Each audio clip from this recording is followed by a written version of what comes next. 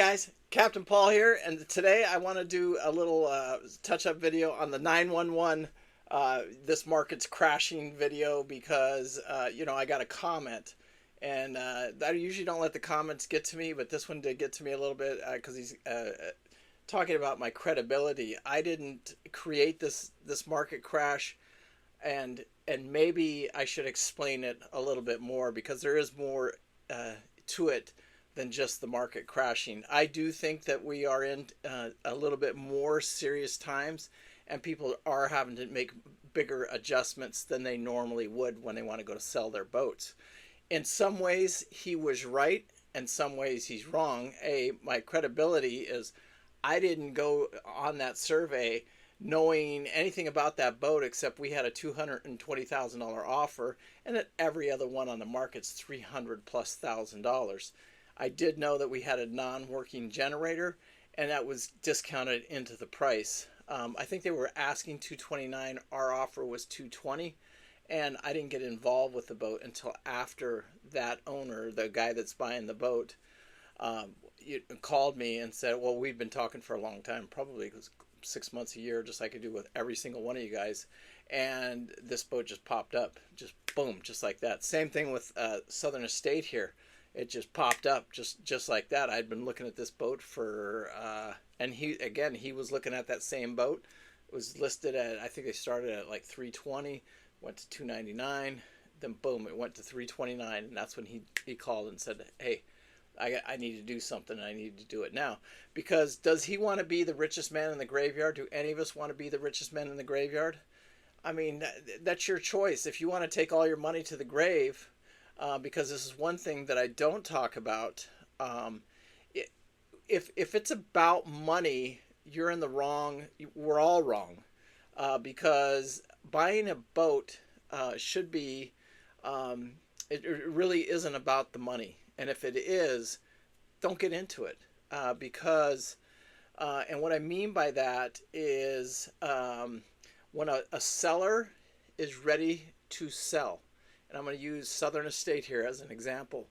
That guy had that boat listed at a broker for $129,000. This is before COVID.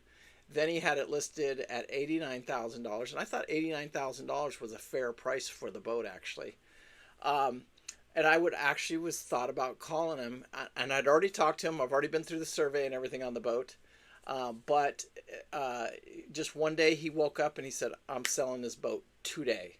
And he put an ad on Facebook. I didn't have to negotiate with him. There was nothing. It was just, but I had hours, literally. I had to make up my mind right then. There's no survey. There's no nothing. I just bought the boat for $25,000. I took my chance and bought the boat. Same thing with Bart on this. Now, we did a survey, mechanical, just every survey that you can do. The survey came back, and the owner does have a few things to fix on the boat. And we know that we have to pay for the generator. That 34, though, everyone, Curtis Stokes just listed one for $329,000. In next week's video, Wednesday's video, I say 339, but it's actually 329. He listed it, and he listed it, I think it was last week. He put that one up. And it is, we'll give him credit for it is a little bit newer than this one. I think it's a 2015, 16, 17, somewhere around there. So it is a few years newer. And it probably has a working generator, but still, they're all listed right there, that $300,000+, and they're all sitting on the market. Today, I saw a Nordic tug. It was a 37 Nordic up in Canada, and I know this is Canadian price, so quote me on this, but I think it was like $425 Canadian. I don't know how much that is US, but I'm going to guess it's somewhere right around that 400, 375 range. It's too much for that boat. I sold the exact same year with lower hours on it for $260,000, and that was less than a year ago. And so when a guy's asking that kind of money, he's not ready to sell. But when that guy wakes up one day and he just puts the price tag that should be on there, which is really close to the buck value, as I'll say, and those boats are $220,000 buck on them. When he puts that price tag on her, that boat sold that day. Just like with this Beneteau, right down to buck. I love it when you call the brokers, "Well, yeah, throw the buck out. The buck's no good." Oh, that's funny. Because now, when you go to buy the boat, they're right at buck value. That's a Christmas freaking miracle, huh? Well, sorry, it's upsetting to me a little bit, but I just wanted to explain that. You got to have a buyer ready to buy, and you have to have a seller ready to sell. If you have those two things working together, the boat's going to sell, no matter what. When I go to sell Southern Estate here next year or two, whatever, tomorrow, I don't care. If it's not about the money, and if it is about the money, I'm just going to sit on it just like everybody else does. But I don't think, I think Southern Estate, when I do get ready to sell it, it has a $96,000. I had a survey done on it, and that's what the surveyor came back as an appraisal on it. The price was $96,000. Some people might want to list this boat at, $120,000. And it is rare. The Europas they do draw a little bit more money, everything. This is a running boat that you can jump in it today. It's all serviced up. It's ready to go right over the Bahamas, turn your water maker on and make water. And that's very rare. But to me, there's no value. I didn't create any value. So that's, and when you're looking for a seller that they wanted to create value, and there are plenty of them. Even Jerry, the perfect example is the 2004 main ship that we sold earlier this year. Jerry went, the exhaust, refrigerator, air conditioners, everything on that boat was replaced. And he sold it, I think it was $220 is what we offered. He gave him a $5,000 credit to get the bottom job done because he felt like it needed a bottom job because it was done 1 year ago. And he felt like he could give him some credit for that.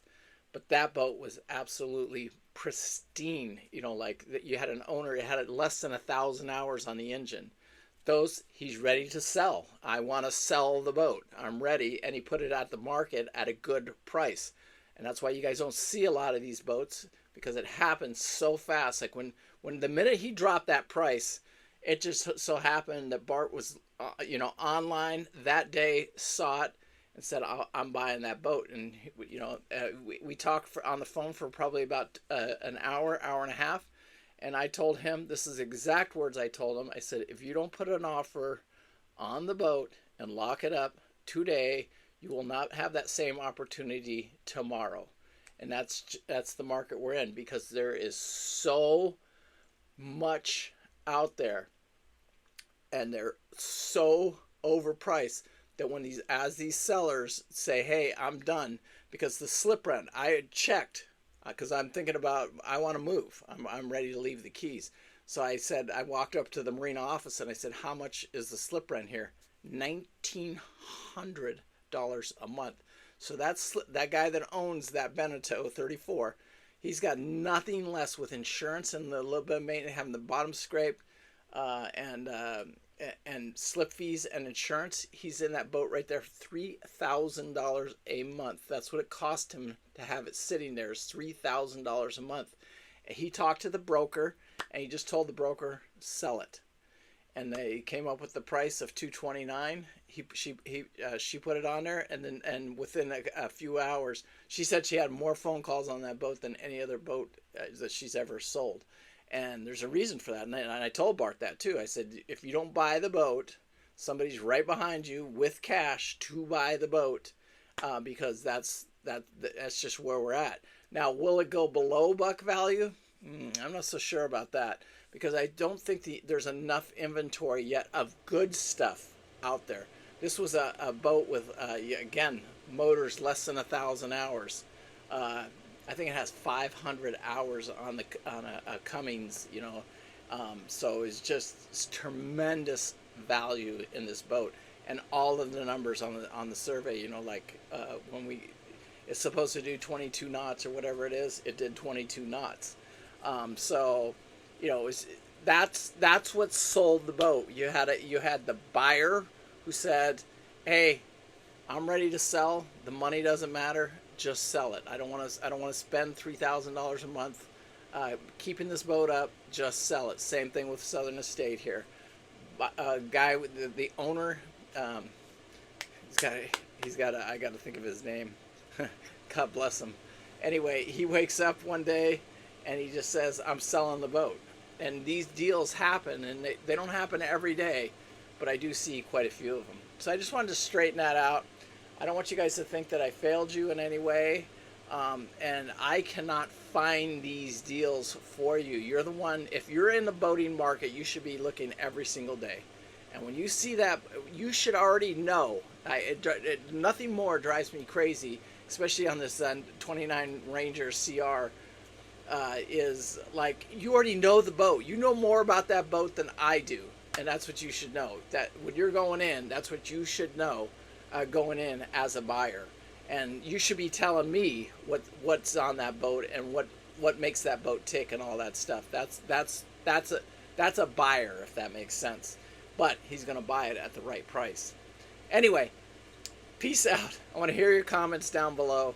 Sorry that I'm putting this video out venting, but it is what it is. Thank you guys. Make sure you hit that like and subscribe. Peace out. Thanks.